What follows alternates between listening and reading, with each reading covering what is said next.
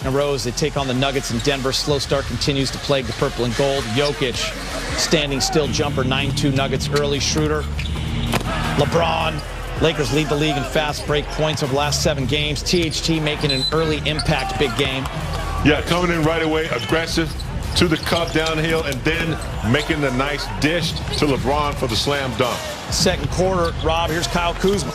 THT and another assist with Kuzma to the left, and then Bron going to the hole, showing that muscle, that strength for an and one. Jokic left wide open. He's doing it all. Look at that beautiful bounce pass from Bron to AD. Throws it down plus the foul. AD and the Lakers looking good, but then this happens, big game. Yeah, unfortunately, we've seen this before. You know, not a lot of contact, but AD right there recognizes something right there with his Achilles, and that's not a good walk there. I mean, we've seen that Achilles walk before. Hopefully it's not as bad. LeBron to the rack, stopped the bleeding. It was a huge Denver run. 17-2 at the time. It ended up being 28-10. Jamal Murray from deep. And LeBron's just going to go right down the lane. No one wants to stand in his way. The most points given up in the first half of this year by the Lakers, 73-61. They are minus 24 in threes made. Denver with 11. Lakers with 3. More to come on the Jack in the Box halftime report. LeBron has scored 14 of his 19 points in the paint, but the Lakers trailed Denver by a dozen at the break. Two of the top MVP candidates for the season so far. Jokic with 23 points, 6 of 6 from the free throw, 9 rebounds, 6 assists. The King with 19, 6, and 5. Rob was wondering who's getting the triple-double first, but Rob, the more pressing matter right now, AD going down in that second quarter. Such an effective pick and roll with LeBron. He was starting to have a great game, and you don't like seeing this with no contact. No, you know, it brings back so many bad memories. Same side of the floor, same movement for Kobe Bryant when he tore his Achilles. So we got to, you know, keep our fingers crossed and hope that AD is just a tweak, because he had already had that Achilles problem. Hopefully it's just a tweak, because they have this stat out that says if you have a problem with the Achilles, you usually don't tear it. So let's hope we stay strong with that same stat. That is something he talked about as well after the last game. Yeah, we just got to hope that it's okay. He was walking instead of sliding, so hopefully that's a good sign. All right, with or without AD, the Lakers have no answer for Jokic. Denver leads 73-61. Jack in the Box halftime report returns after this. All right, that does it for the Jack in the Box halftime report. Enjoy the second half. We'll see you in the postgame show, 73-61 Nuggets. Just for today. How hard is that going to be? Really hard. It will be, but I promise to do so. So let's get right into it. The Lakers come into tonight's matchup with the Nuggets riding a 7-game winning streak. Some other notable numbers for the purple and gold include 21-6 overall record this season. That's second in the West. They're 12-2 on the road this season, which is best in the NBA. And they've got 8 wins after trailing by 10 or more points, which is the most in the NBA. So, Rob, I'm going to start with you, because while that win streak is up there, the Lakers have made it a bit of a habit to start games off a bit slow. You'd expect them to want to right that ship tonight in Denver. You got to, because Denver is a very good ball club, but sometimes you need a little adversity. And I think when you watch this Laker team play, they don't wake up until they get smacked in the face a couple of times and say, oh, we're about to lose this game to a team we shouldn't lose to.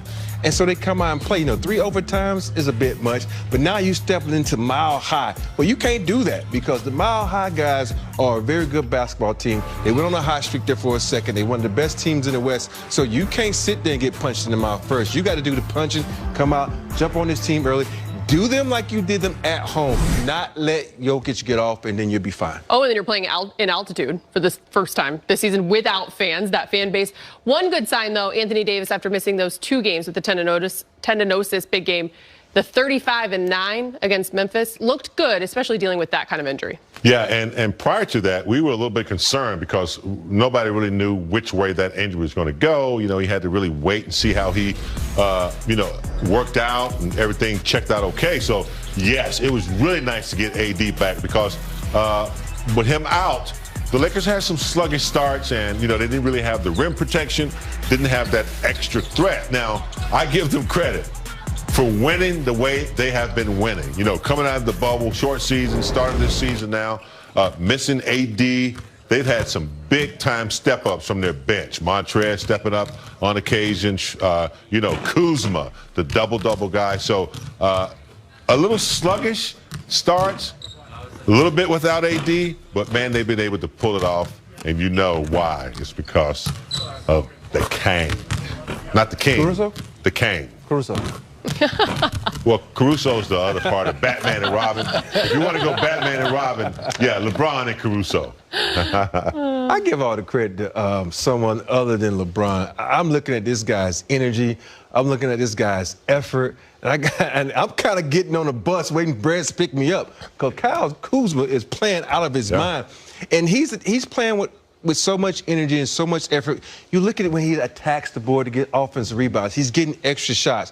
He's doing things that Caruso used to do, but he's doing it at a 6'10" type of guy who can get offensive rebounds. You know, Caruso runs to the free throw line and get those rebounds, but Kuz attacks that rim, get tip in and tip dunk. So that's my MVP right now. And I hate to agree with Brad, but I'm rolling on the Kuz bus right now.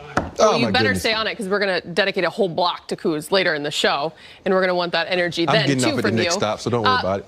But speaking of Kuz, he will be huge because when you think about it, going into Denver, the last time the Lakers and Nuggets faced off, the Lakers had their way with Denver on February 4th, and you know they're going to want to right that ship at home.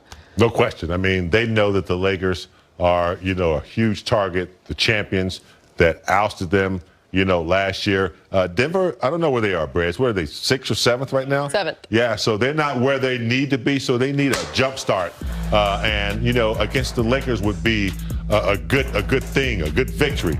I'm going to tell you from experience, and Rob can attest to you, you have a sluggish start in Denver. Getting over those first, as you mentioned, those first 6 minutes of that altitude, getting to that second win. Joke.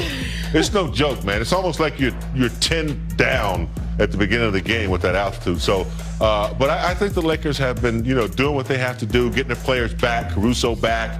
We talked about Kuz, led by, LeBron and AD. So it just as big a game as it is for Denver, it's also a measuring game for the Lakers because they had been really playing 48 minutes of Laker basketball, the last few games, but they've still been winning. You know what I like? This is a good teaching point to a lot of organizations. They might not value Grant as much as they should have. With him leaving this team, they're a totally different team. People always say, well, he didn't score points, he didn't do this, but he does the little things that make you that much better as a team. Sort of like what Caruso does for us, what Kyle Kuzma does. So when you have guys like that make your team better, in a way, it's like adding a little sugar to your coffee. Even though I don't drink coffee, it makes it a little bit better. And he wanted a larger role. Yeah. And that's what he's getting in Detroit, despite the wins not being there. Yep. But, yeah, he is the man. The Lakers are an NBA best 12-2 on the road this season. This is the first of a mini 2-game trip for the latest. Let's turn to Lakers reporter Mike Trudell, who joins us from down the hall. Hey, Mike. Hey, guys. So I don't know if you remember this big game. I must have been the first year the network started, and I was in Denver, and you had made a comment about the altitude, so I started sprinting during the pregame hit. I do remember that. You ran up and down, did some sprints. I remember that. And here's the thing. I was tired, but I also am not an NBA player, so I realized that it was a little bit hard to tell. I didn't have much to compare it to. But, yeah, good point. I do remember that, though. You were a little winded, I believe.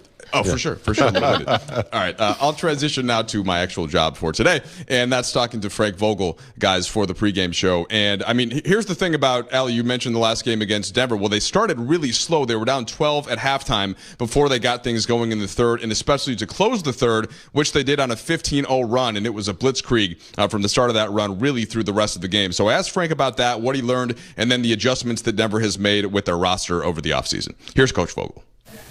Well, we just stayed the course. You know what I mean? There's a lot of situations, especially in the NBA. It's a 48-minute game. We like to play 53, but it was a 40. Most of the time it's a 48-minute game, and if you get down, you have time. If you just stay the course and focus on your execution pieces and keep your sense of urgency where it needs to be. You can play your way back into games, and we were able to do that by not panicking from the early start. And credit our guys, just for staying the course, believing in what we do, and executing, and knowing that we can take control of the game if we stay the course. Michael Malone was just speaking about some of the roster changes that they had from the Western Conference Finals series and some of their key rotation pieces, Frank, that have been gone. What have you noticed about the evolution of Denver and how they're a little bit different with some of the guys that are getting more minutes this season? Yeah, well, I think they definitely miss Grant and Plumlee and Craig, but they've had some other guys step up. Having Barton back in the lineup has been a big plus for them. Campazzo, some of their bench guys, really impacting their play, and I think they're a team that can accomplish what they did last year. I think they're obviously when you're playing around Joker and Murray, those are the centerpieces, and the rest of the guys got to play their roles. They're obviously very well coached, and but they're different for sure. And Porter also, Porter being in his second year, has taken another step as well. Okay, we'll then go to Dan Wilkie, please. Hi, Frank. Yeah, happy Valentine's Day to you and Al. Anthony started, I think, 1 for 6, and